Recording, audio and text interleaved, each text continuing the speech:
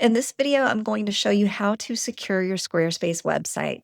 Now, Squarespace as a platform is typically more secure than a lot of platforms out there because it's a closed source platform. However, there are some things that you want to check, so I'm going to take you through a security review of your Squarespace account, your website, and your domain. The first thing that I want to look at with you is inside your Squarespace account. So you're going to go to squarespace.com and log in. And once you're here, you're going to click on your profile pic in the upper right-hand corner and go to security. And there are a couple of things I want you to look at here. One is make sure that two-factor authentication is turned on. Now, this is just an added level of security. If you're a template seller, it does add some frustration. I've been talking with Squarespace about this, so hopefully they get this resolved. But unless you're selling templates, definitely turn on two-factor authentication. The other thing I want you to do is make sure that you have account recovery turned on. So if something happens and you're locked out of your account, you can have a text sent to your phone, and then that will help you get back into your account. So again, here under security, under your account settings, two-factor authentication and account recovery are both really important. Now, there's one other thing I want to check here before we move on, and that is activity. So here you can see all of your login sessions over the last 90 days.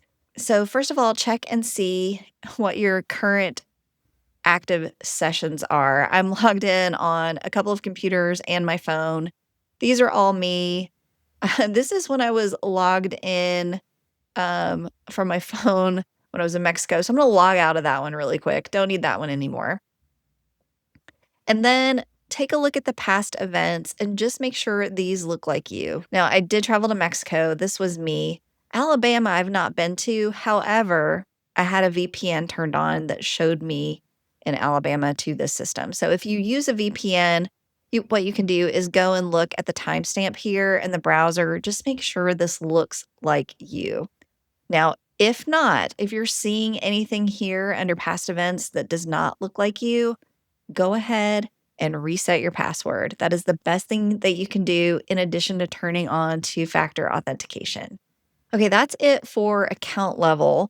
Next, I want to take us into a Squarespace website. So if you have multiple Squarespace websites, look at each one of these. Okay, I've logged into a Squarespace website. This is my scribe template for authors, but I've set it up with some additional permissions and a domain so I can show you what to check for on your website.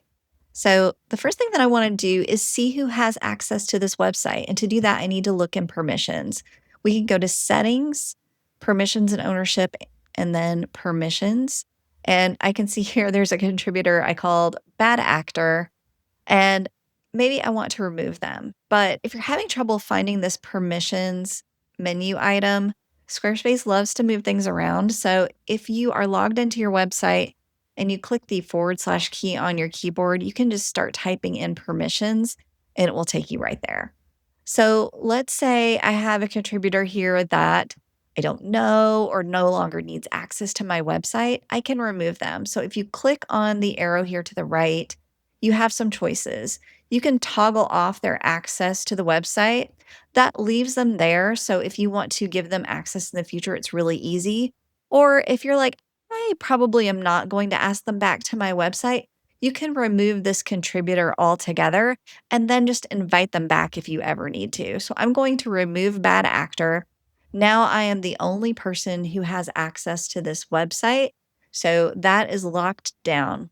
Now, the other thing that I want to check is my domain at Squarespace. So if I go into domains here, you can see I have belapup.online as my primary domain. And if I click on that, then I'm going to get a panel here. There are 3 things I'd like for you to check on this panel. 1, make sure your private registration is on so that your personal information is not showing up.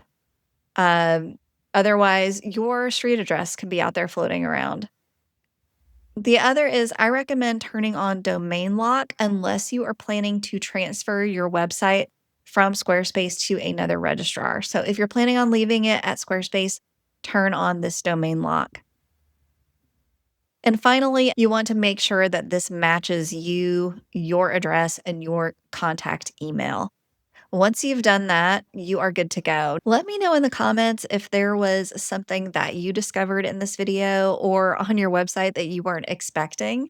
Now, just to review, we took a look at our Squarespace account. We made sure that two-factor authentication was on.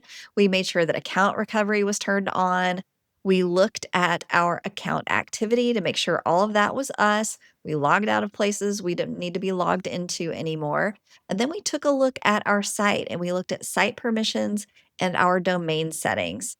Now, I recommend reviewing this at least a couple of times a year to make sure that everything looks good within Squarespace.